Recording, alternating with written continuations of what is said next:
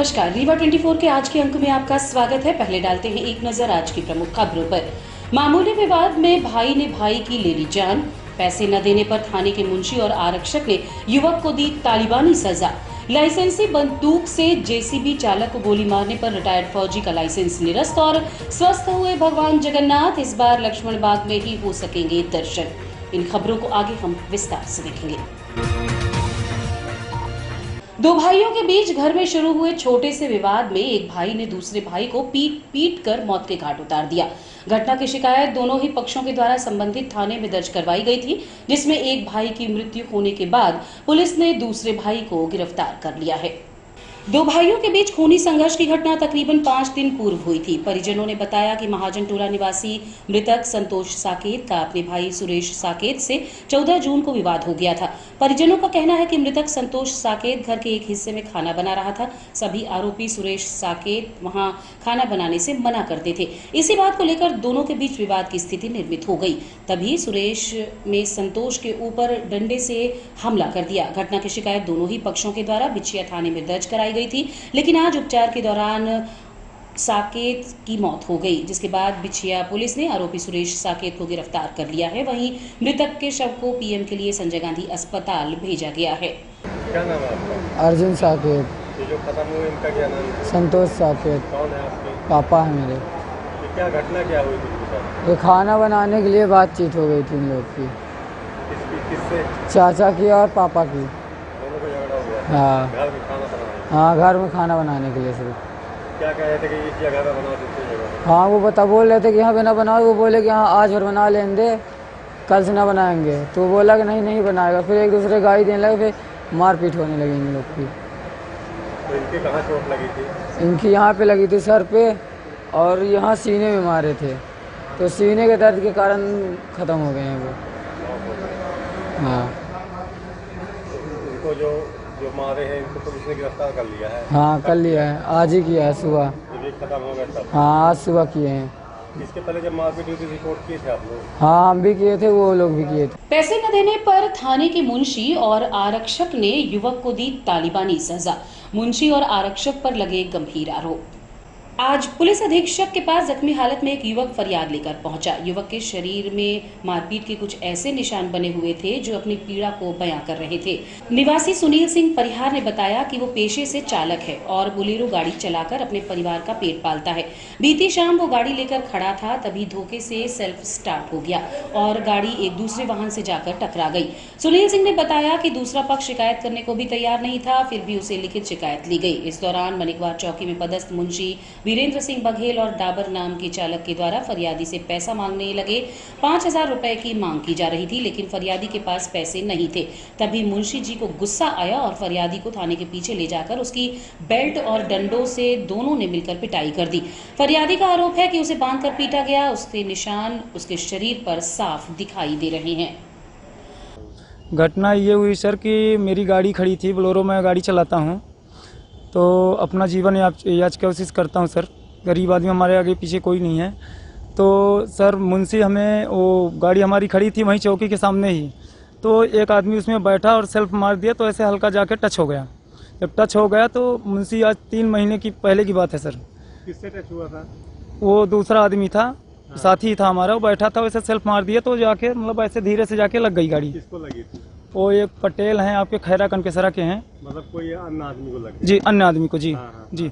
फिर भी उसके द्वारा कोई कार्रवाई की नहीं गई। उसने बोला ठीक है, गलती सबसे होती है। तो उसने ऐसे सादा मतलब कंप्लेन किया था, जिसको उसने कटवा दिया। कोई इसमें उसने कठोर कदम उठाया नहीं। अब हमारे जो मुंशी हैं मनिकवार चौकी के, हीरेन सिंह बघेल, और एक ड्राइवर हैं डाबर करके जी, तो उनके द्वारा हमसे पैसे की मांग करने लगे। मांग रहे थे? मेरे से 5,000 रकम मांग रहे थे सर।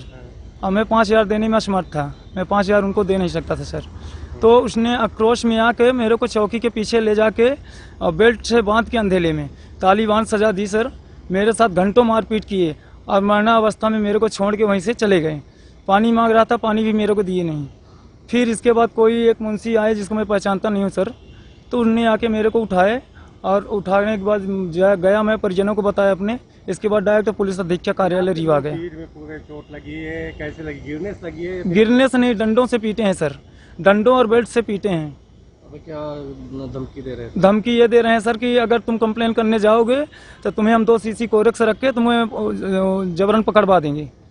लाइसेंसी बंदूक का गलत इस्तेमाल करने पर कलेक्टर प्रतिभा पाल ने रिटायर्ड फौजी के बंदूक का लाइसेंस निरस्त करने के निर्देश दिए हैं।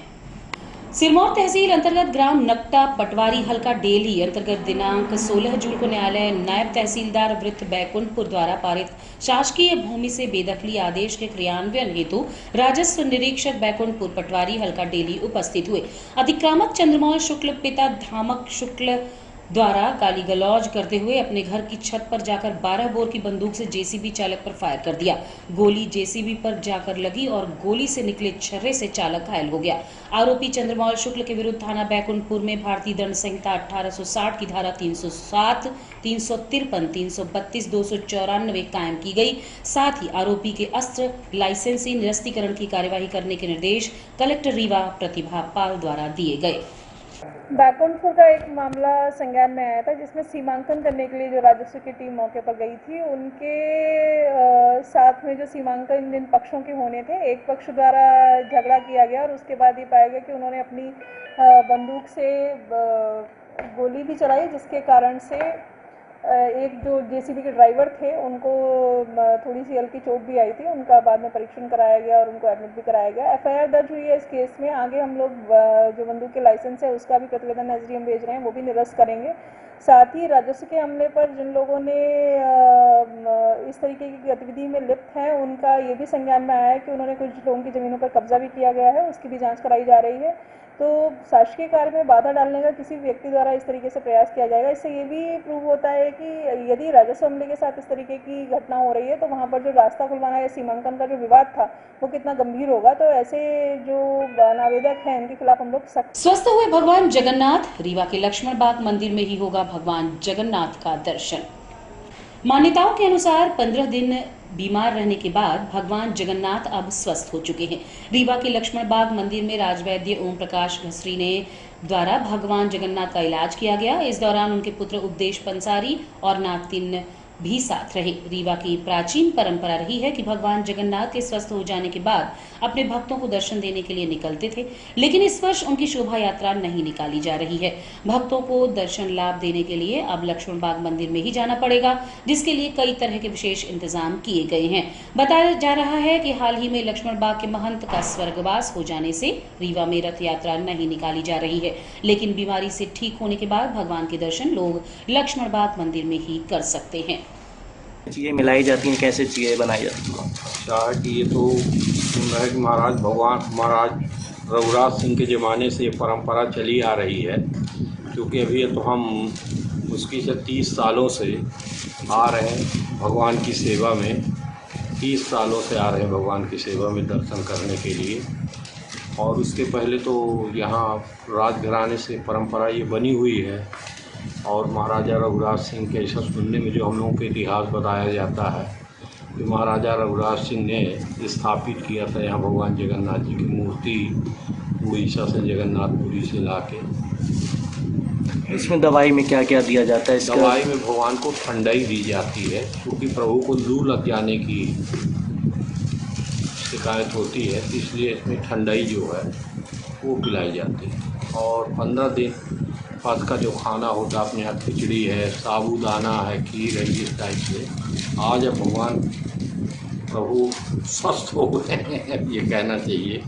तो आज से भगवान हमारे प्रभु स्वस्थ हो गए, बहन सुभद्रा जी भी।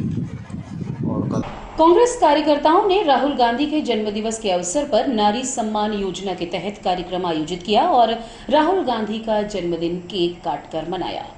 19 जून को नारी सम्मान योजना तहत कार्यक्रम का आयोजन किया गया, जिसमें मुख्य अतिथि के रूप में रीवा जिले के प्रभारी प्रताप भानु शर्मा रहे। साथ ही सह प्रभारी दुर्गेश पटेल, अध्यक्ष कांग्रेस राजेंद्र शर्मा, महापौर अजय मिश्र बाबा सहित कांग्रेस पार्टी के वरिष्ठ जन कार्यकर्ता उपस्थित रहे। इस दौरान वार्ड क्रमांक 21, 29, 30 व 38 में नारी सम्मान योजना के तहत माताओं बहनों से हजारों की संख्या में फॉर्म भराए गए और कांग्रेस नेता राहुल गांधी का जन्मदिवस मनाया गया। अनवी तिवारी द्वारा केक काटकर भी उनका जन्मदिवस मनाया गया। जो मध्य प्रदेश में कमलनाथ जी के द्वारा लॉन्च की गई योजना है नारी सम्मान योजना, आज उसका यहाँ हमने फॉर्म भरवाने के लिए, रजिस्ट्रेशन करने के लिए कैंप लगाया है, जिसमें 4 वार्ड के लोग आ रहे हैं। वार्ड क्रमांक 30, वार्ड क्रमांक 29, वार्ड क्रमांक 38 और वार्ड क्रमांक 21 यहाँ इकट्ठा है। राम प्रकाश तिवारी डैडू जो हमारे यहाँ के पूर्व पार्षद हैं, उन्होंने कैंप लगाया है। और जैसा कि आपको मालूम है कि पूरे ज़िले में बहुत ज़्यादा नारी सम्मान योजना के प्रति आकर्षण है, जिसमें 1500 रुपये कमलनाथ जी ने कहा है कि अगर मध्य प्रदेश में कांग्रेस की सरकार आएगी तो 1500 रुपये प्रत्येक महिला को प्राप्त होंगे हर महीने। 500 रुपये में गैस सिलेंडर मिलेगा, 100 यूनिट तक की बिजली की बिल माफ़ और 200 यूनिट तक का बिजली का बिल हाफ। ये 5 गारंटी हैं जो हमारी राष्ट्रीय नेता प्रियंका गांधी ने अभी जबलपुर में जब चुनावी शंखनाद किया मध्य प्रदेश में, तो वो मध्य प्रदेश का लेके गई हैं।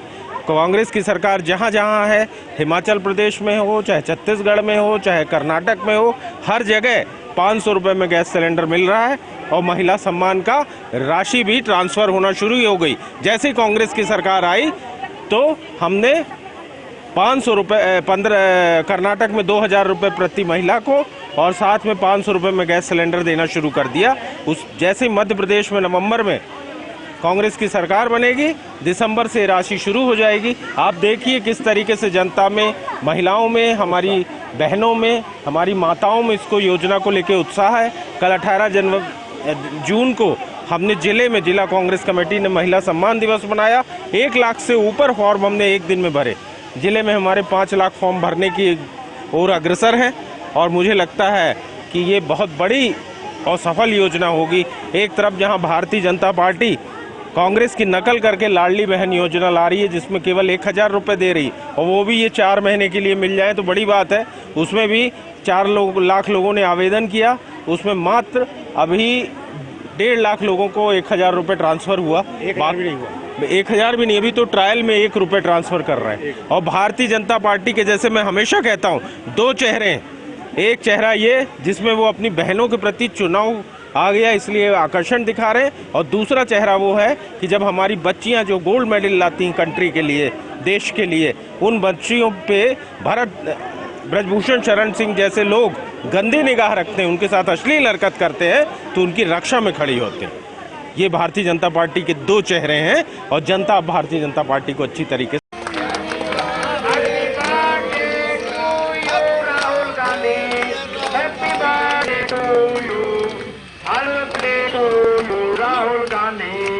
राहुल गांधी जी के जन्मदिन के उपलक्ष्य में आज राम प्रकाश तिवारी डैडू शहर कांग्रेस कमेटी के उपाध्यक्ष जी के घर में उनका जन्मदिन नारी सम्मान योजना के साथ और बच्चों के साथ केक काट के मनाया जा रहा है, जिसमें हमारे यूनियन बैंक ऑफ इंडिया के अंचल प्रमुख का रीवा दौरा के दौरान शाखा प्रमुखों की समीक्षा बैठक आयोजित हुई। दिनांक 19/6/2023 को यूनियन बैंक के अंचल प्रमुख श्री बीपी दास का रीवा शहर में आगमन हुआ एवं उनके द्वारा विभिन्न सामाजिक एवं विभागीय कार्यक्रमों में भाग लिया गया। अंचल प्रमुख द्वारा बैंक द्वारा संचालित ग्रामीण स्वरोजगार प्रशिक्षण संस्थान आरसीटी रीवा का भी दौरा किया गया, जहां उनके द्वारा प्रमुख श्री दिलीप मिश्रा के साथ प्रशिक्षण प्रांगण में वृक्षारोपण भी किया गया। साथ ही संस्थान द्वारा युवाओं एवं बैंक कर्मियों के लिए परिचालित विभिन्न पाठ्यक्रम की जानकारी ली गई है। वो भोपाल अंचल के अधीन आता है और हमारे अंचल में भोपाल और छत्तीसगढ़ मिला के 8 जो है क्षेत्रीय कार्यालय हैं, तो रीवा उनमें से एक कार्यालय है। यहाँ हम लोग जो है 76 ब्रांच को कैटर करते हैं और हमारे 8 डिस्ट्रिक्ट है। हमारे महाप्रबंधक श्री बीपी दास सर अंचल प्रमुख हैं और यहाँ पर शाखा प्रबंधकों के साथ समीक्षा बैठक बिजनेस के और गांव तक हमारी जो शाखाएं हैं उनकी पहुंच जो है सभी जो कस्टमर हैं, ग्राहक हैं, उनके पास पहुंचे और उसके विषय में चर्चा जो है। ये हमारा यूनियन बैंक का रेवा रीजन के अंदर हमारा 8 डिस्ट्रिक्ट है। 8 डिस्ट्रिक्ट में 76 ब्रांचेस हैं और ये 3 आरसीटी है। और इसके साथ हमारा जैसे कि आज एक दिन का जो कार्यशाला है, इसमें हम लोग ब्रांच हेड्स को ये एडवाइस दिया है कि आप कस्टमर सर्विस बढ़ाएं और थ्रू डिजिटल मोड में, जैसे कि बैंक का वेरियस प्रोडक्ट है, डिजिटल प्रोडक्ट, वो प्रमोट करें, जैसे कि कस्टमर को अच्छा सर्विस मिले।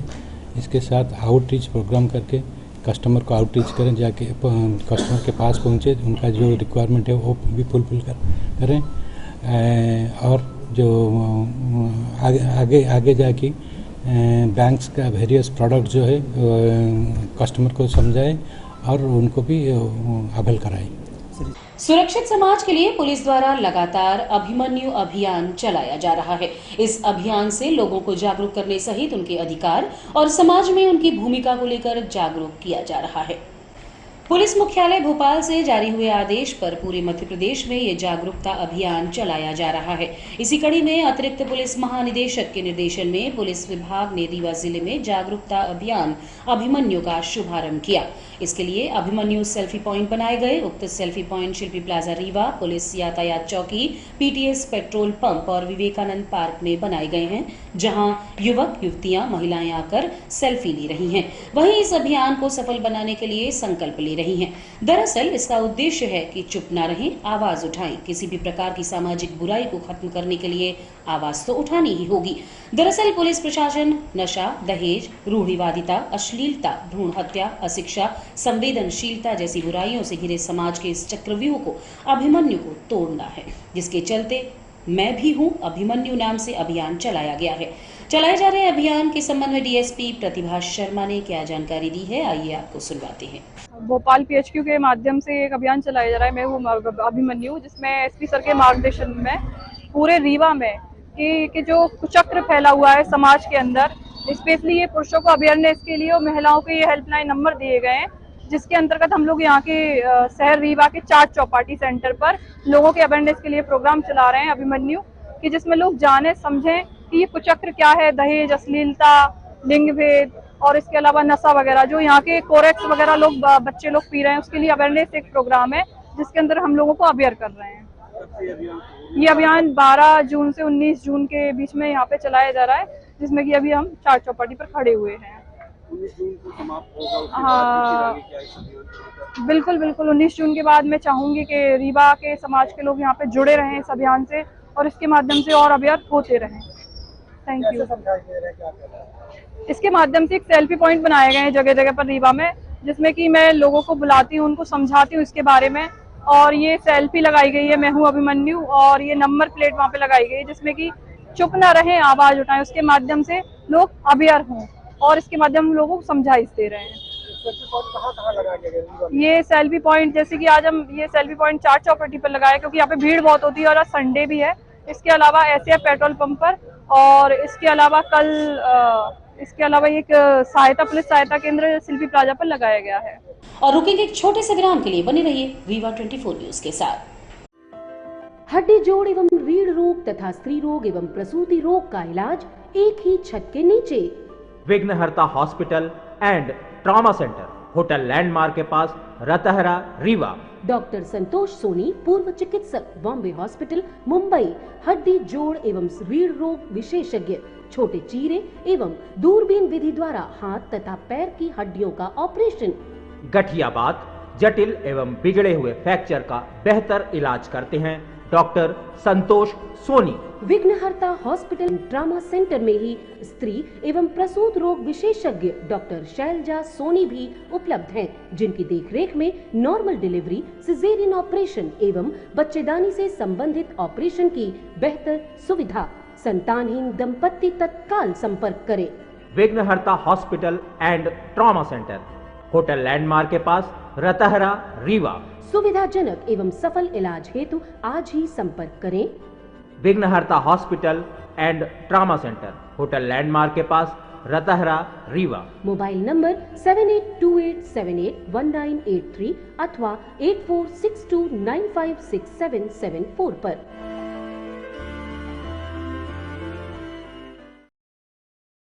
देश का लोकतंत्र खतरे में है। आज देश पर राज कर रही बीजेपी सरकार पूंजीपतियों के इशारे पर चल रही है।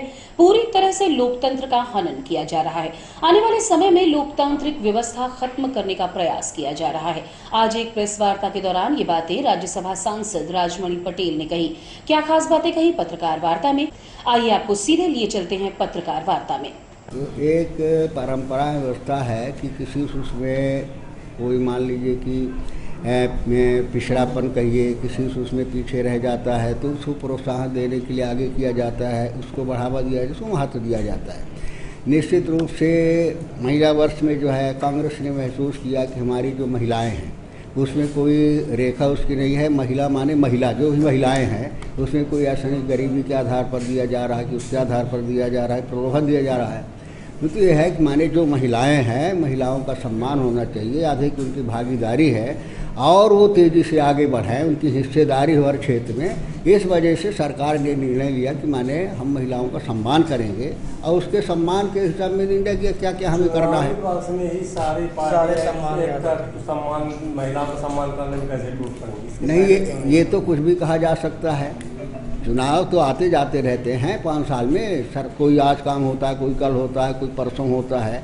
सारे काम सरकार चुनी गई तो उसी साल तो सारे काम नहीं हो जाएंगे, सारे काम उसी समय नहीं हो जाएंगे। तो कुछ काम आते हैं तो उसको चुनाव के साथ नहीं जोड़ना चाहिए। भारतीय जनता पार्टी 1000 दे रही, कांग्रेस ऑफर दे रही है 1500 के साथ एक सिलेंडर फ्री। अभी तो ऐसा है कि जब कांग्रेस ने सम्मान के उससे किया है तब उन्होंने अब उसमें बोली लगा दी कि हम और बढ़ा करके देंगे।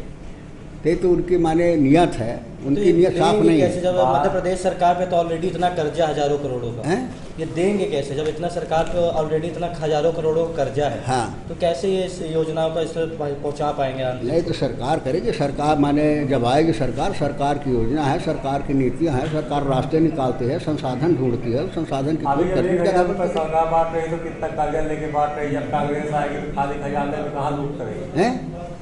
अभी खाली खजाना है, कर्जा लेके शिवराज सिंह चौहान 1,000 रुपये बांट रहे हैं, जब कांग्रेस आएगी तो किसके साथ लूट करके देगी? ऐसा है कि 2 चीज़ होती है।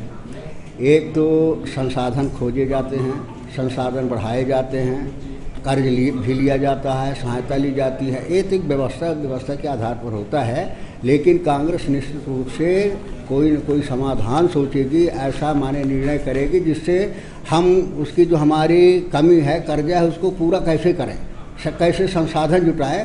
तो ये सरकार के दायित्व पर निर्भर करता है, सरकार के विल पावर पर निर्भर करता है। तो आज की खबरों में बस इतना ही। नई खबरों के साथ कल होंगे पुनः उपस्थित। अब दीजिए इजाजत, नमस्कार।